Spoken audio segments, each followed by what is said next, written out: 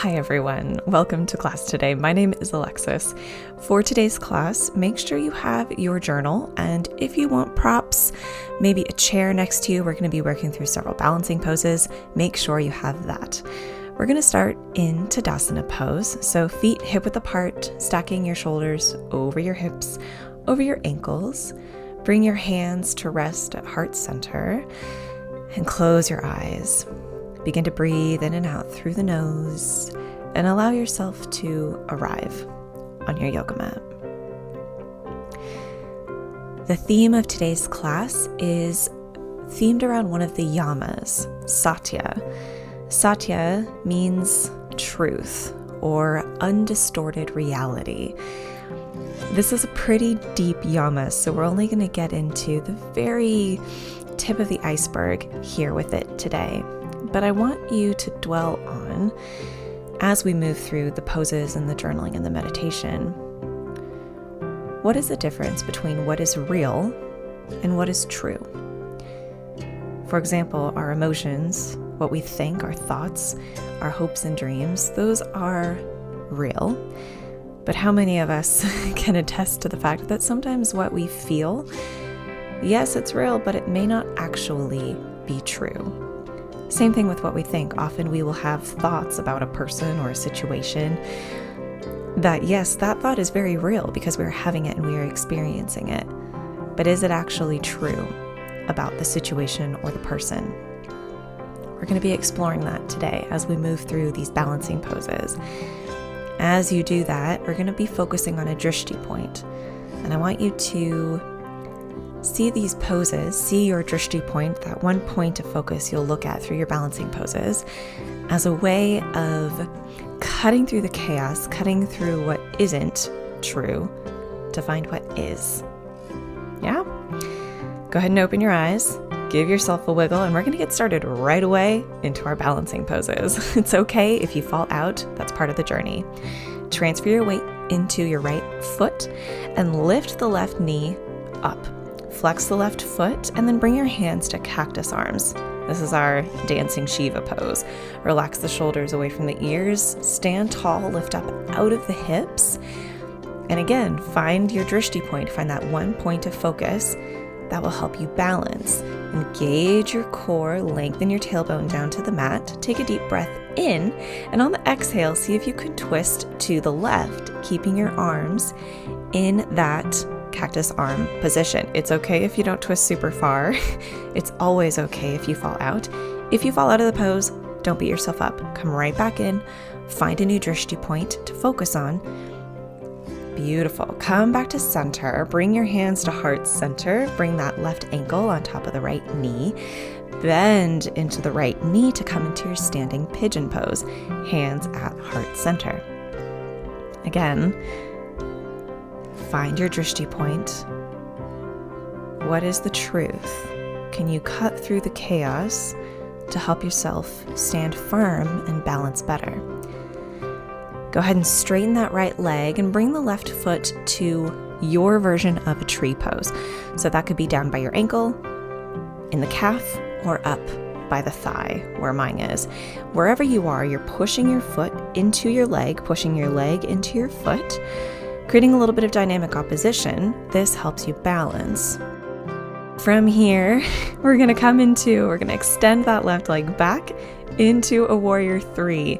You can see I'm using my wall, I'm using my stool. Use what you need to help you balance in this pose. Flex that left foot, extend the left leg back behind you. Imagine that there is the tip of the top of your head all the way stretching to the tip of your heel. Just a little bit more. Beautiful. Plant that left foot behind you, coming up into your high lunge pose. Inhale the arms up overhead. Find your drishti point.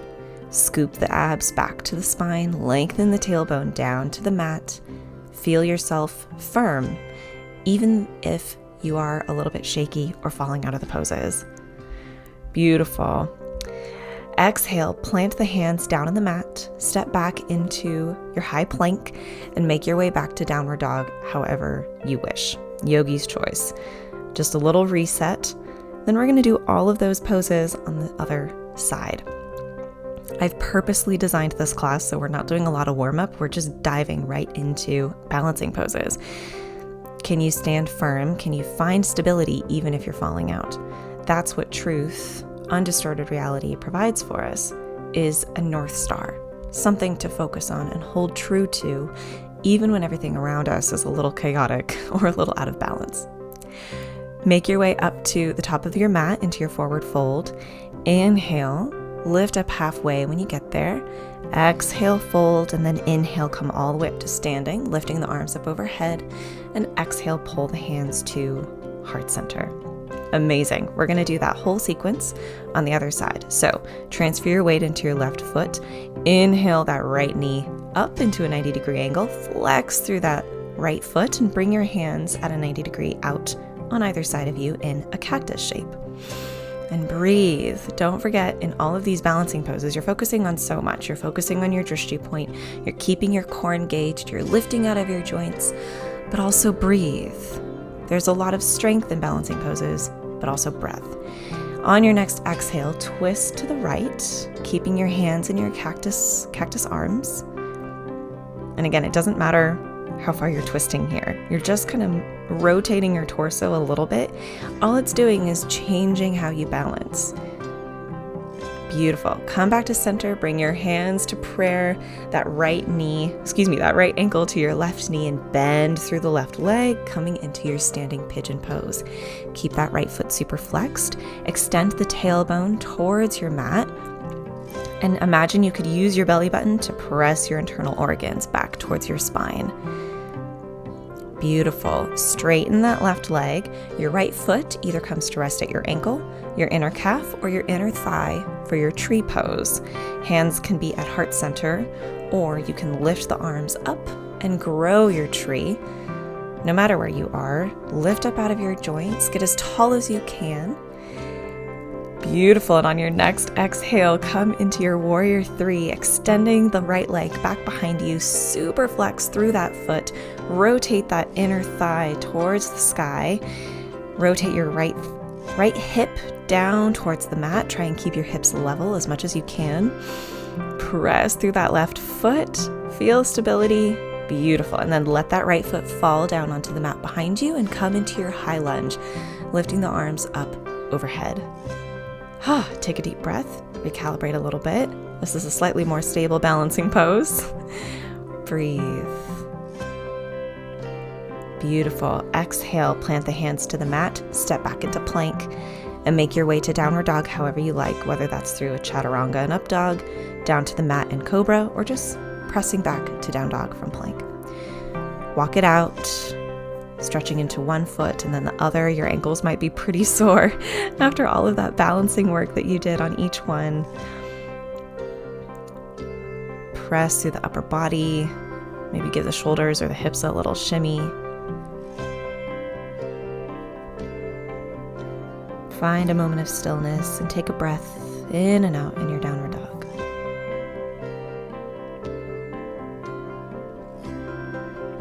Beautiful. And then lower the knees down to the mat.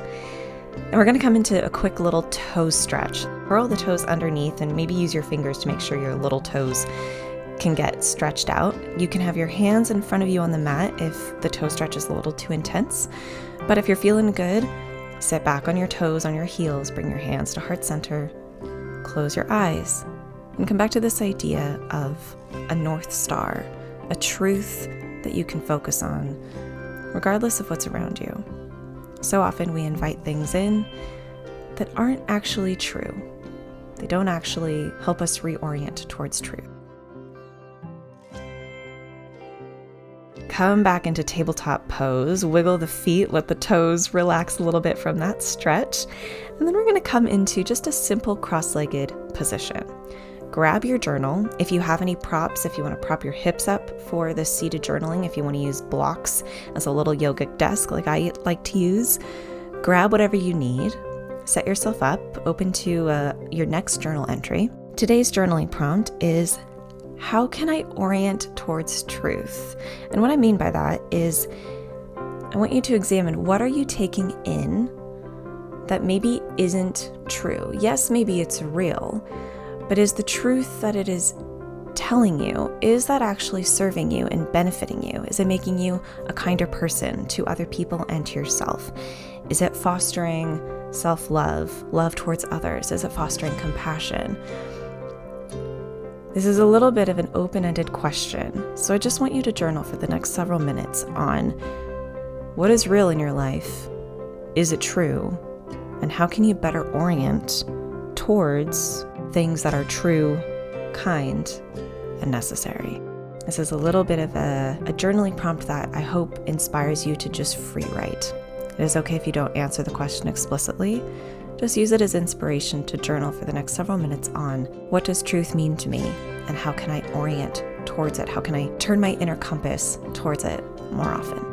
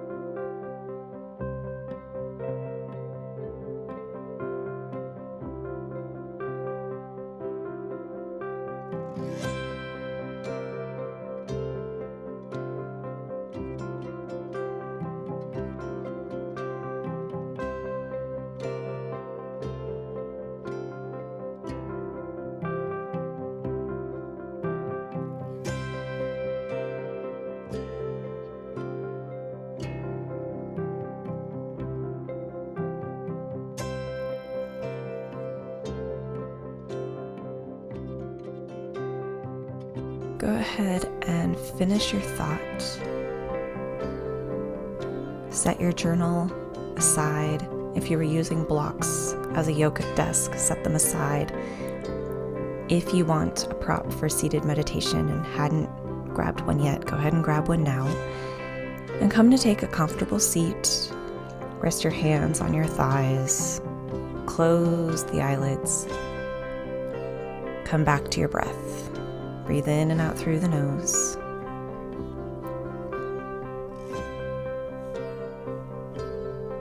Bring your awareness to the center of your forehead, right in between your eyebrows, your third eye. This is often what we attribute our intuition and our truth to. It's our ability to see past chaos, past binaries. It's our ability to see all sides to stories and to discern between what is unkind, unnecessary, and untrue in our lives. It's easy to feel aimless and lost and not quite know what is true. So today's meditation is one of my favorites that always helps me reorient to the truth that guides me. Continue breathing in and out through the nose, and imagine yourself as a droplet of water.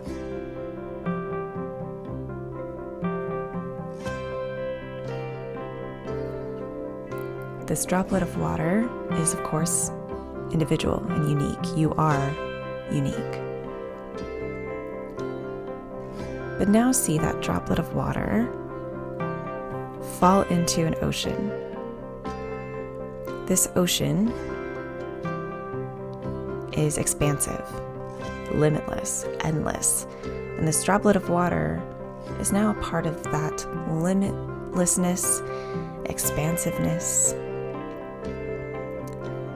This ocean symbolizes an idea in yogic philosophy called Brahman, which is universal consciousness, universal divinity. The idea that we all come from the same place, exist, and are made of the same stuff, same star stuff, and yet we each have our own uniqueness and individuality. Just for the next minute or so, I want you to dwell on that idea. This idea that you are individual and yet you belong to a greater whole. If this is a truth that you embrace, how does that truth influence your life? And how can you change what you take in? How can you orient more towards that greater truth?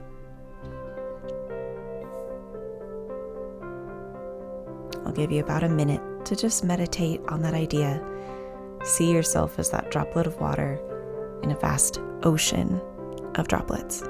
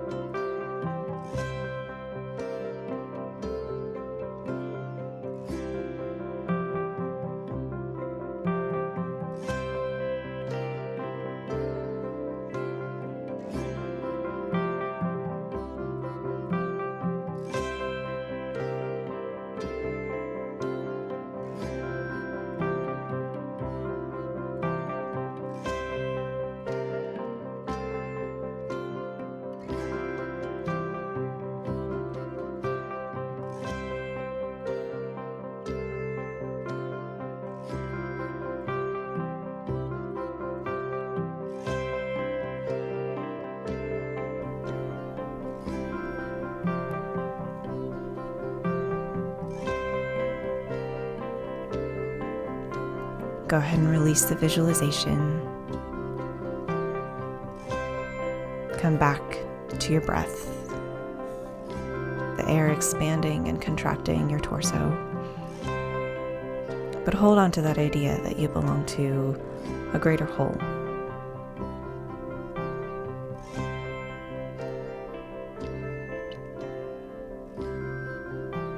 Take another deep breath into the nose. Exhale it out the mouth like a sigh. And when you're ready, you can open your eyes. Well done today. This is a challenging topic, this idea of truth. It's important to be able to navigate what is truth for you and be able to learn to discern truth from reality. Because sometimes they're the same and sometimes they're different. If you enjoyed this class, be sure to give it a thumbs up and check out my other classes on the 8 limbs of yoga and the yamas. If you want to do more yoga with me, be sure to subscribe. There's new yoga every Thursday. And until next time, have a lovely rest of your day. Bye for now.